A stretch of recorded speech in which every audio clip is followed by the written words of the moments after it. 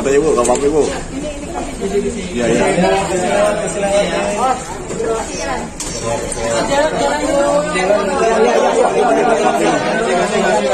Sorry kamera gua. Mundur aja yuk. Mundur yuk.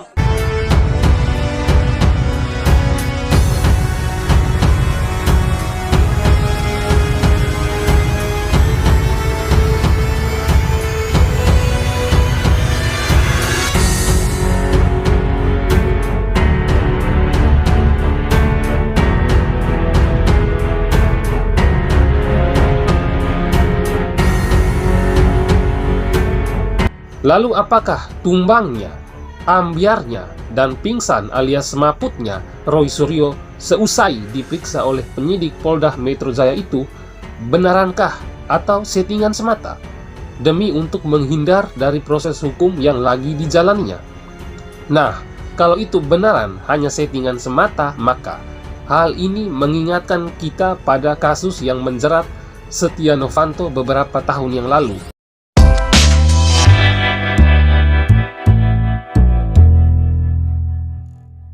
Roy Suryo dikabarkan tumbang alias pingsan alias semaput seusai dirinya diperiksa penyidik Polda Metro Jaya selama hampir 12 jam. Seperti yang terlihat dalam video ini, Roy Suryo terlihat dibopong oleh salah seorang kuasa hukumnya menuruni satu persatu anak tangga, dan setibanya di lantai dasar Polda Metro Jaya, Roy Suryo duduk di kursi roda dan didorong menuju pintu keluar sampai masuk ke dalam mobilnya. Wajah Roy Suryo terlihat pucat pasi, badannya lemah gemulai dan tak berdaya. Dikabarkan bahwa Roy Suryo saat ini statusnya telah dinaikkan sebagai tersangka terkait kasus meme stupa Candi Borobudur yang melecehkan simbol agama Buddha. Pemirsa yang budiman, menurut pengakuan Elsa Sarif, salah satu kuasa hukumnya Roy Suryo, dari hasil komunikasinya dengan istri Roy Suryo menyebutkan bahwa Roy Suryo sempat mengalami kesulitan tidur selama beberapa hari sebelum menjalani pemeriksaan sebagai tersangka, dan tidak ada nafsu makan, mungkin karena pikiran dia siap jadi tersangka itu.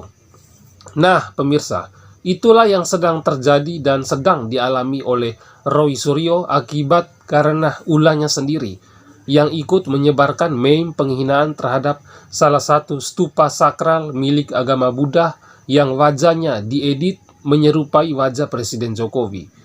Presiden Jokowi sih tidak marah atas hinaan terhadap dirinya, tapi yang marah itu adalah pendukung Presiden Jokowi yang jumlahnya ratusan juta di Indonesia. Dan yang membuat marah juga adalah penduduk Indonesia yang nasionalis, pecinta toleransi dan kebinekaan yang merasa terusik dan terganggu karena stupa sakral milik saudara-saudari umat Buddha itu dilecehkan. Dan kini Roy Suryo harus menanggung semua perbuatannya itu. Sebelumnya Roy Suryo meminta perlindungan atas dirinya kepada LPSK atau Lembaga Perlindungan Saksi dan Korban. Nah, ini yang menurut saya lucu bin aneh.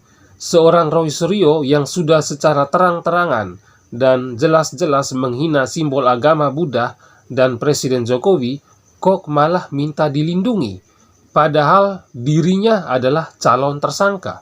Bahkan Roy juga sempat cuci tangan dengan mengatakan kalau meme tersebut bukan bikinan dia, tapi hanya ikut menyebarkan, dan juga dirinya ingin membantu polisi dengan melampirkan beberapa nama akun yang pertama kali membagikan meme tersebut, biar polisi mudah untuk menangkap pelaku yang lainnya. Itulah yang dimaksudkan oleh Roy Suryo.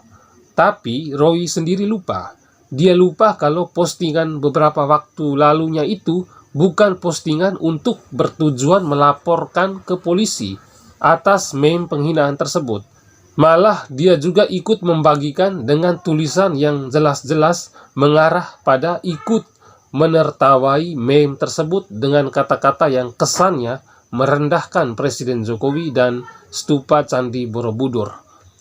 Lalu apakah tumbangnya, ambyarnya, dan pingsan alias semaputnya Roy Suryo seusai diperiksa oleh penyidik Polda Metro Jaya itu benarankah atau settingan semata demi untuk menghindar dari proses hukum yang lagi dijalaninya?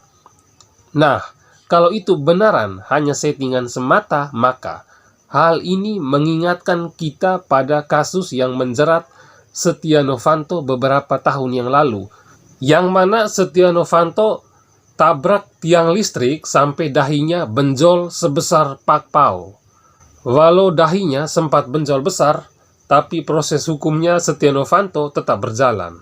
Begitu juga dengan Roy Suryo, walaupun dia sempat sakit, pingsan, dan badannya berubah menjadi lemah gemulai, tapi setelah sembuh, proses hukumnya tetap berlanjut sampai pada tingkat pengadilan.